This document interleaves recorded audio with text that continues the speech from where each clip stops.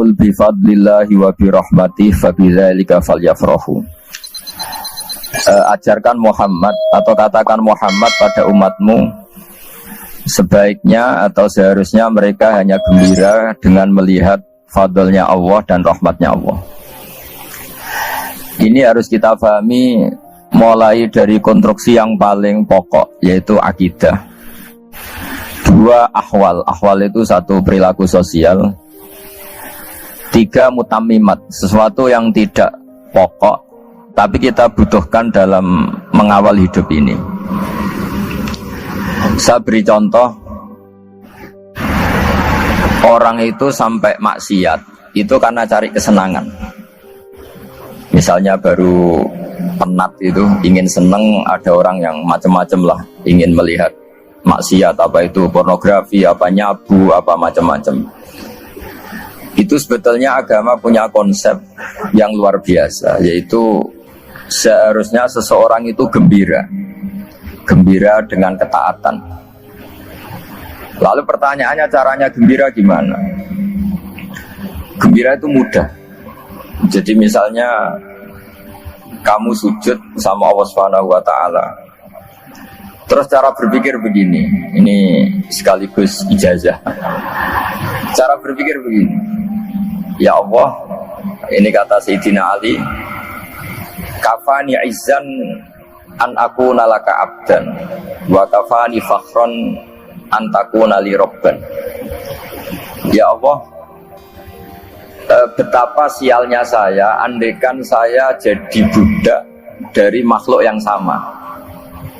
Misalnya sampean itu seorang kiai atau rektor atau doktor atau orang terpelajar, kemudian kamu jadi budak atau hamba dari makhluk yang setara. Betapa hinanya saya.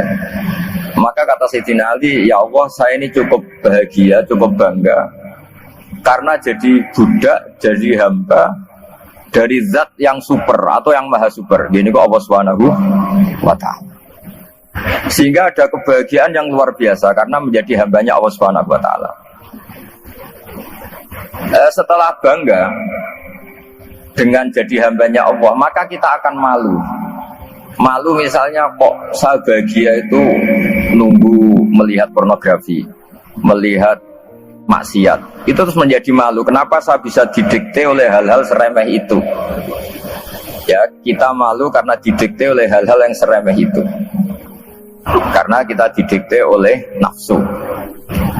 Jadi izzatun nafsi, satu harga diri seseorang itu harus dihidupkan untuk hanya tunduk kepada Allah Subhanahu wa ta'ala. Sehingga Nabi itu melatih satu logika tarkul ma'asi. Nabi itu dulu ketika ada seorang pemuda yang, ya karena mungkin pemuda ya, dia itu mau masuk Islam. Tapi uniknya kata pemuda tadi, saya masuk Islam tapi asal dibolehkan bebas zina. Jadi ini agak sableng gitu. Jadi mau masuk Islam syaratnya dibolehkan apa? Zina atau free sex gitu. Karena orangnya agak hiper. Itu Nabi tidak langsung mengancam dengan neraka, enggak. Ketika mau pamit gitu, semua sahabat melarang. Mah itu jangan, kamu jangan suan Nabi, itu permintaan yang enggak masuk akal. Setelah lama ditahan, terjadi kegaduhan di masjid. Nabi dengar itu ada apa itu? Itu ada pemuda yang mau masuk Islam tapi yasta'dzinuhu fi zina, tapi mereka minta izin Nabi untuk tetap boleh zina. Kata Nabi, pemuda itu suruh masuk, suruh menghadap saya. Ketika menghadap Nabi, saya ulang lagi, ketika menghadap Nabi, Nabi mengajarinya itu luar biasa. Nabi tidak langsung mengancam dengan neraka atau dengan azab tunda, tapi kata Nabi, atuhibbuhu li ummik, kamu suka kalau ibu kamu tuh jadi demenannya orang banyak? Oh enggak ya Nabi, yang demen ibu saya tak bacok kan. Karena ini ya agak preman, di mana-mana orang nakal agak preman. Terus atuhibbuhu li bintik, kamu suka kalau putri kamu ya digitukan orang-orang?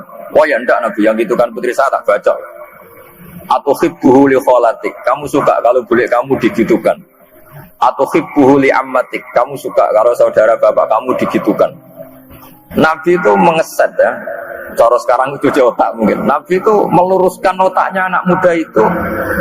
Betapa buruknya zina, Cara bahasa Arab ditakbih. Betapa buruknya zina. Kamu suka kalau korbannya ibu kamu, putri kamu, bude kamu, bule kamu.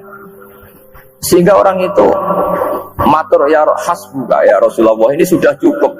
Saya tidak pernah melihat sesuatu seburuk zina. Jadi fa'alqallahu fi qalbihi bughdha zina. Kemudian Allah meletakkan di hatinya, menanamkan benci zina. Sehingga akhirnya pemuda tadi menjadi kifah, menjadi menghindari zina. Artinya begini ya, ini mungkin yang lolos dari para kita sebagai dai, kita tidak belajar banyak tarbiyahnya Rasulullah Shallallahu Alaihi Wasallam. Jadi kalau kita benci maksiat, itu jangan hanya ditakbir, ditakutkan neraka, itu enggak. Jangan hanya itu, tapi di logika. Ini Pak, kurang dekat. Oh iya. Sama kurang dekat. Jadi kalau kita menghindari maksiat, itu selain karena takut azab, itu ada logika, ada rangkaian pikiran yang menjadikan kita anti satu perbuatan apa maksiat. Jadi misalnya gini ya, kira-kira ginilah kalau contoh gampang itu. Ada orang gitu ya, nyanyi dengan pakaian yang mungkin pornografi gitu. Mungkin pemuda-pemuda ingin melihat itu, tapi bisa diobati gini. Kok enak dekne mergawe kok tak bayar ya, aku kehilangan duit.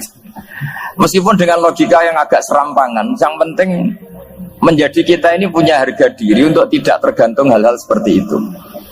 Sehingga Nabi itu cara menggambarkan tadi mulai atuhibbuhu li ummik. Kamu suka kalau ibu kamu jadi demenannya orang lain. Pemuda tadi bilang yang demen ibu saya mau saya bunuh. Ditambah lagi atuhibbuhu li bintik. Bagaimana kalau korbannya putri kamu, bule kamu, bude kamu. Sehingga terus si pemuda tadi betapa buruknya zina, betapa murahnya zina. Akhirnya pemuda tadi alqawwa fi qalbi bughdha zina. Terus kemudian pemuda tadi itu sangat membenci dengan apa? Perzinahan. Nah, pikiran-pikiran seperti ini harus kita tanam.